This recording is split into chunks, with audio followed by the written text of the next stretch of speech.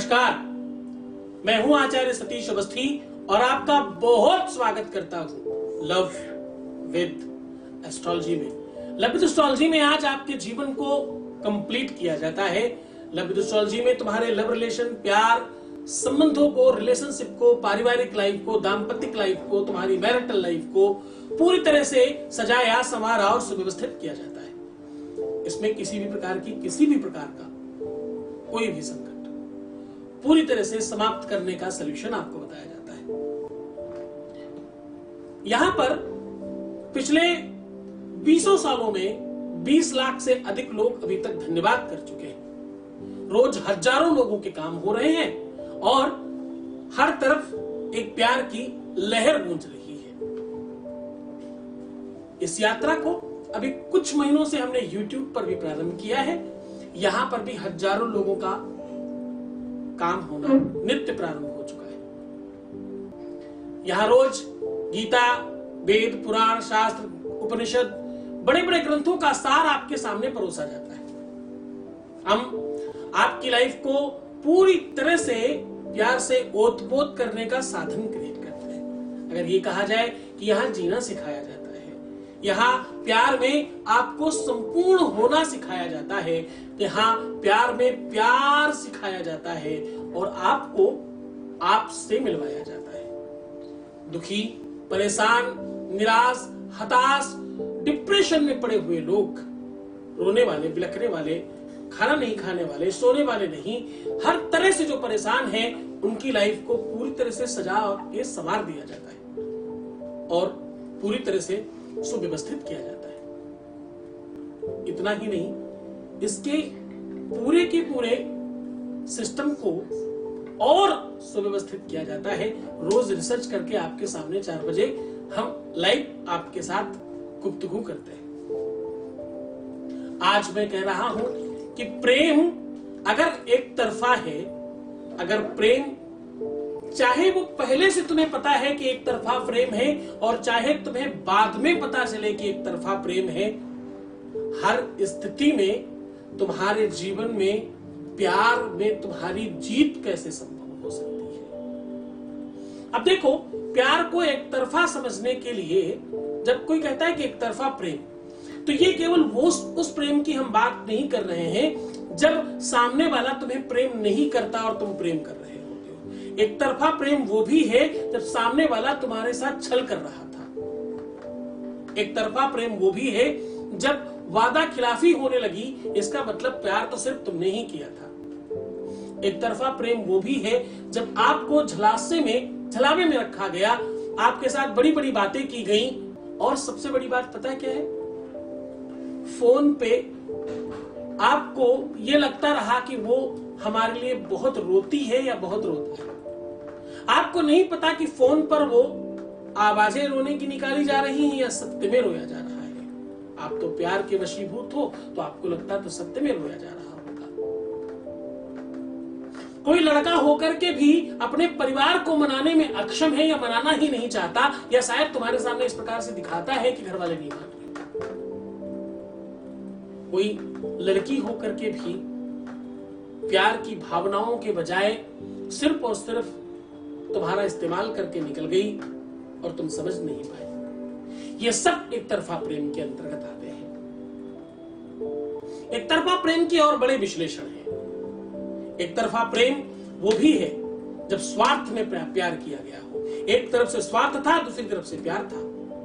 एक तरफा प्यार वो भी है जब सिर्फ आवश्यकताओं की आपूर्ति करने के लिए एक आदमी जुड़ा रहा और दूसरा व्यक्ति उससे प्यार करता रहा। एक तरफा प्यार के बड़े विश्लेषण हैं, बड़े एंगल्स हैं, लेकिन आज हम कह रहे हैं कि इस सारे के सारे एंगल्स को कैसे ठीक किया जा सकता है। जो छोड़कर चला गया या चली गई, शायद उसके दिल में प्यार नहीं था तभी तो दूर हुआ, वरना संभव ही नहीं हो पाता ये। क्योंकि जो प्रेम गली में, जो प्रेम गली में गया ही नहीं, वो प्रियतम का ठिकाना क्या जाने। जो प्रेम गली में गया ही नहीं, प्रियतम का ठिकाना क्या जाने, जिसने कभी प्रेम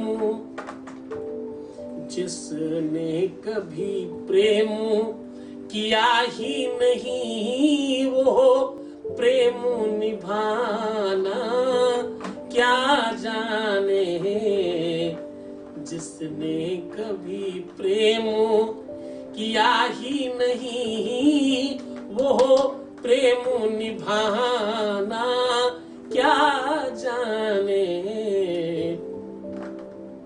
प्रेम को समझने के लिए आपको पहले उस भावना में खोना पड़ेगा। आज दुनिया में बहुत बड़ी संख्या में या तो लोग रूप लावण्य के पक्ष में हैं, या तो ऐश्वर्य और धन के पीछे हैं, या तो स्टेटस और सिंबल्स के पीछे भाग रहे हैं, या तो शारीरिक आकर्षण के पीछे भाग रहे हैं। प्यार को समझते ही कितने लोग हैं। इस आपाधापी में तुम्हारे सच्चे प्यार के साथ हम खड़े हैं। आज मैं कह रहा हूं, 5 मोर पंख इस जगह रख देने से आपका एक तरफा प्यार पूरी तरह से आपका होगा। प्यार निभाने के लिए आपको ईगो नहीं चाहिए, घमंड नहीं चाहिए, अभिमान नहीं चाहिए। प्यार के लिए सहजता चाहिए, सरलता चाहिए। बिछने वाले लोगों को प्यार मिलता है जब दोनों तरफ ईगो हो, दोनों तरफ क्रोध हो, दोनों तरफ एंजाइटी हो, दोनों के व्यक्तियों के मन में परस्पर द्वंद्व हो, मैं तुमसे ज्यादा श्रेष्ठ हूं।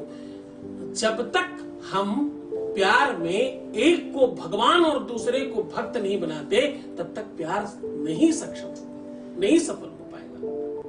प्यार में 2 देवता नहीं हो सकते, एक देवता होगा, एक पुजारी होगा, तभी प्यार चल सकता है। प्यार तब नहीं पनपता जब 2 देवता बनने की कोशिश कर रहे होते हैं।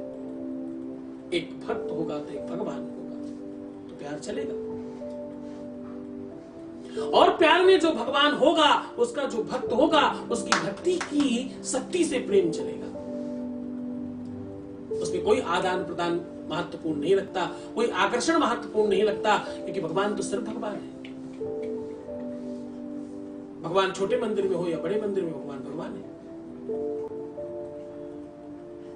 जब कुछ मूर्खों को लगता है कि बड़ा मंदिर का ही भगवान अच्छा है, ये सत्य नहीं है। ऐसे ही कुछ लोगों को लगता है कि सुंदर लोगों से ही प्रेम किया जा सकता है, ये सत्य नहीं है। हमारी नानी यानी हमारी माता जी लोग पीछे सोहर गाया करती थी, वो औरतें ढोलक लेके गाना गाती ना, तो केवल रूप स्वरूप से प्रेम नहीं होता। उसकी वो 2 लाइन सुना रहा हूं, ध्यान से समझना। दुल्हा का रंग आसमानी, लली का रंग बादामी, दुल्हा का रंग आसमानी, दुल्हा काला कलूटा आसमान के जैसा। और ऐसा चिढ़ाने के लिए गाना गाती है महिलाएं, दुल्हा का रंग आसमानी, लली का रंग बादामी। तो एक सुंदर हो, एक बहुत कम सुंदर हो, एक लड़का ही चाहिए बहुत हैंडसम हो, लड़की कम अच्छी हो, तब भी प्रेम हो, तो ये सच्चा प्रेम है। प्रेम शारीरिक आकर्षण नहीं है, प्रेम स्टेटस सिंबल नहीं है, प्रेम किसी तरह का खिंचाव नहीं है, आकर्षण नहीं है। प्यार वो खेती है जो अंदर से पनपती है। प्यार वो व्यवस्था है जो पूरी सूझबूझ के साथ किया जाता है। प्यार आवश्यकता नहीं है। एक भक्त ने मंदिर में खड़े होकर के भगवान को कहा प्यार में, ध्यान से समझना, मैं अगर मांगू तुझे हरगिज न देना कुछ मुझे। हो सकता है कि मैं कभी डगमगा जाऊं, कुछ मांग बैठूं तुमसे। मैं अगर मांगू तुझे हरगिज न देना कुछ मुझे, वरना आशिक नहीं मजदूर कहलाऊंगा। मुझे मजदूरी नहीं चाहिए। तो आदान प्रदान, स्टेटस, सुंदरता, ये आकर्षण, ये सब बहुत सामान्य चीजें हैं, ये बहुत नीचे स्तर की चीजें हैं। सच्चे प्यार में तो इसके ऊपर से चीजें शुरुआत होती है। किसी भी प्रेमी को या प्रेमिका को उसको बोलो कि उसके अल्टरनेट, उससे बहुत अच्छी व्यवस्था उसको दे दी जाएगी, चाहिए क्या? वो बोलेगा नहीं साहब, मुझे तो जो चाहिए वही चाहिए, मुझे तो मेरा प्यार ही चाहिए। ना उस उससे अच्छा चाहिए, ना उससे बेहतर चाहिए, ना उससे सुंदर चाहिए, ना उससे धनाढ्य चाहिए, जो चाहिए सिर्फ वही चाहिए। इसे प्रेम कहते हैं। पॉकेट देख करके, स्टेटस देख करके, नाम देखकर, शोहरत देखकर, संबंधों को देख करके प्यार नहीं होता। और इसके ऊपर की एक बहुत बड़ी बात कहने जा रहा हूं आज, शारीरिक आवश्यकताओं को भी प्यार नहीं कहते। कई सालों तक एक दूसरे को बिना देखे, बिना स्पर्श किए, बिना किसी खराब वार्तालाप के बावजूद भी परस्परता बनी रहे, उसे सच्चा प्रेम कहते हैं। आवश्यकताओं की आपूर्ति का नाम प्यार नहीं है। प्यार संवेदना है, फीलिंग है, अटैचमेंट है, जो अद्भुत होता है। और ये वही जान सकता है जो उस गली में प्रवेश किया है, जिसने। जो प्रेम गली में गया ही नहीं, वो प्रियतम का ठिकाना क्या जाने। उसे नहीं पता। जिसने किया है ये टेस्ट, ये चस्का, ये स्वाद, वही बता सकता है जिसने उस बात को समझा होगा। दूसरा नहीं बता सकता।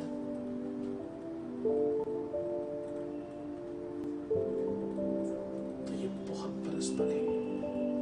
इस एक तरफा प्रेम को पूरी तरह से तुम्हारे पक्ष में करने का साधन लेकर हाजिर हूं आज इस एक तरफा प्रेम को आपके साथ पूरी तरह से मजबूत करने का साधन लेकर आया।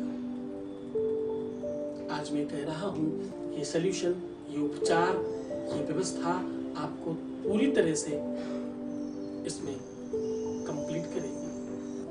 आज मैं वो सॉल्यूशन, वो उपचार, वो साधन लेकर के आपके सामने आया हूं, जिससे ये पूरा का पूरा जितना भी संप्रदाय मैंने बताया है, ये 100% पूरा हो जाएगा। ये 5 मोर पंख को यहां दबा देने से, मैंने शुरुआत में कहा था ना, 5 मोर पंखों को यहां रख देने मात्र से, कैसे रखना है, कहां रखना है, बस वही बताना बाकी तो सब समझा रहा हूं तुम्हें। मोर पंख ही क्यों भाई? अब थोड़ा इसकी गहराई 2 मिनट में समझ लो। क्योंकि तुम उपाय को अगर वास्तविकता में नहीं समझोगे, उसकी गहराई नहीं समझोगे, उसका बल और उसकी ताकत, उसकी क्षमता, उसका मूल्य नहीं समझोगे, तो तुम कर नहीं पाओगे। मोरपंख ही क्यों? सबसे सस्ता है, सबसे आसानी से होने वाला उपाय है, मैं मान लेता हूं, लेकिन मोरपंख ही क्यों? इसे तो समझो। क्या पता है तुमको? अगर नहीं पता तो समझ लो। मोरपंख इसलिए कि दुनिया का पहला प्राणी है जो शारीरिक संबंध नहीं बनाता। पहला प्राणी है मोर, जिसके बच्चे होते हैं पर वो शारीरिक संबंध नहीं बनाता। शारीरिक आकर्षण नहीं है वहां पर। मोर और मोरनी आपस में नृत्य करते हैं आसपास, और नृत्य करते ही गर्भवती हो जाती है मोरनी। और एक खास बात, मोर और मोरनी में मोरनी कम सुंदर होती है, मोर ज्यादा सुंदर होता है। इसके ज्यादा पंख होते हैं, जो ज्यादा सुंदर दिखता है वो मेल है, फीमेल नहीं है। दुनिया में पहली बार ये बात दिखने को मिलती है। दुनिया में पहला स्थान है जहां पर मेल ब्यूटीफुल होता है, वरना मेल तो हैंडसम ही होता था। विश्व का पहला प्राणी मेल ब्यूटीफुल है। जिस मोर को तुम सुंदर देखते हो मेल है, फीमेल नहीं है। फीमेल मोर के पंख नहीं होते,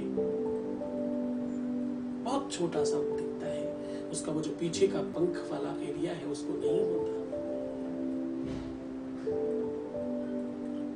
इसी वजह से भगवान कृष्ण उसको अपने माथे के ऊपर चढ़ा के रखते हैं मोर पंख को।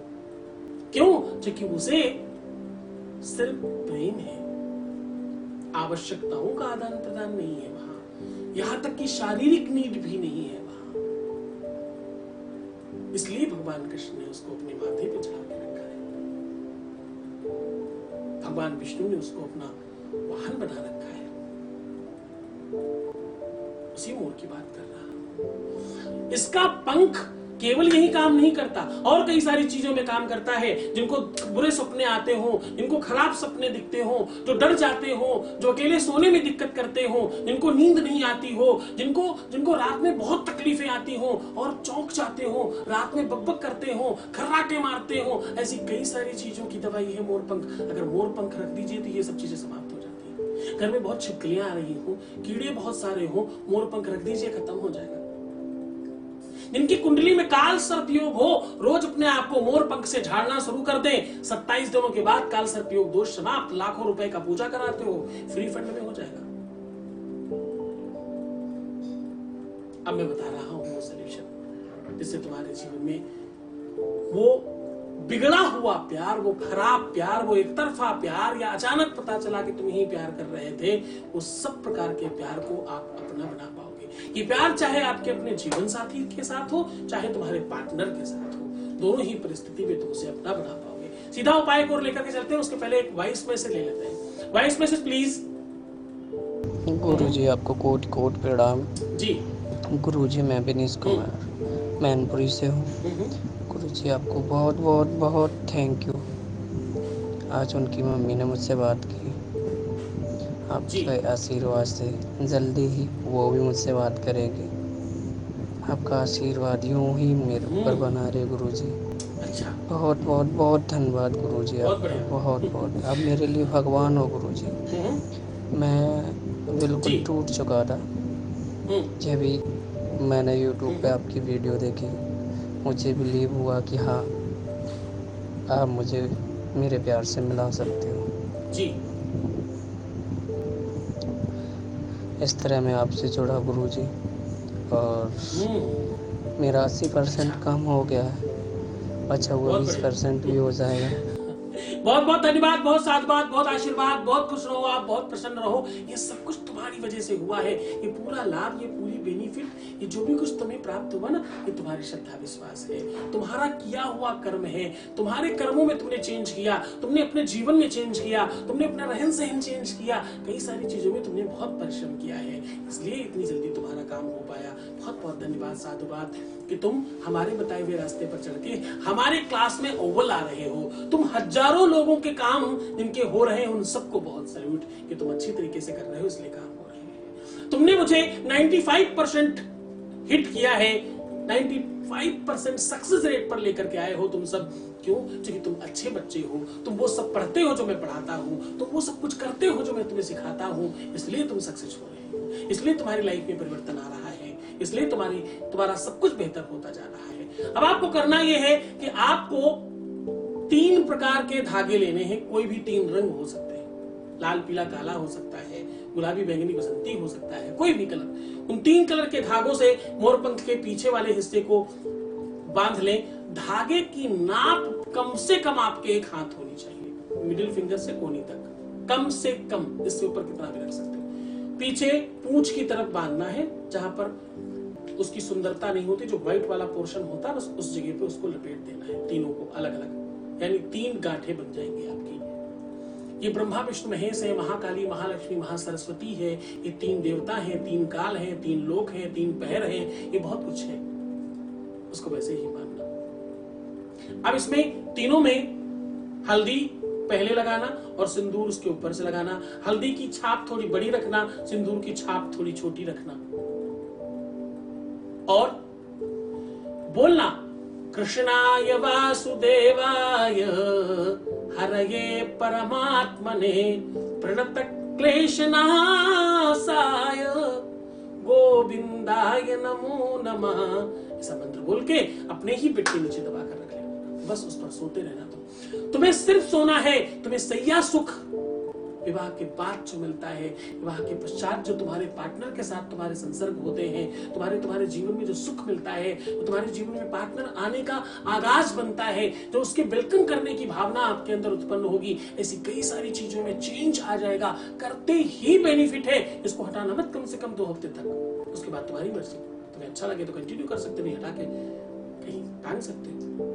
इसको किसी भी दिन शुरू किया जा सकता है, सिर्फ और सिर्फ शनिवार छोड़कर, बाकी किसी भी दिन किया जा सकता है। पूरी श्रद्धा और विश्वास के साथ करना।